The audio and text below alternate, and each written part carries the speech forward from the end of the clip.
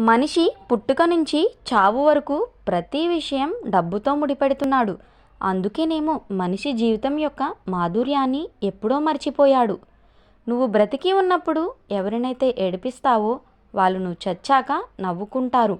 నువ్వు బ్రతికి ఉన్నప్పుడు ఎవరినైతే నవ్విస్తావో వాళ్ళు నువ్వు చచ్చాక నీకోసం ఏడుస్తారు. బాగున్నాను అని చెప్పినంత తేలికగా బాధలో ఉన్నాను అని అందరూ చెప్పలేరు. కొన్ని మనమే అర్థం చేసుకోవాలి.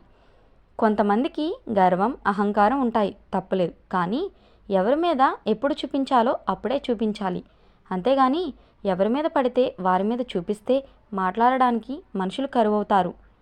గతం గురించి ఎప్పటికీ గుర్తుంచుకోండి.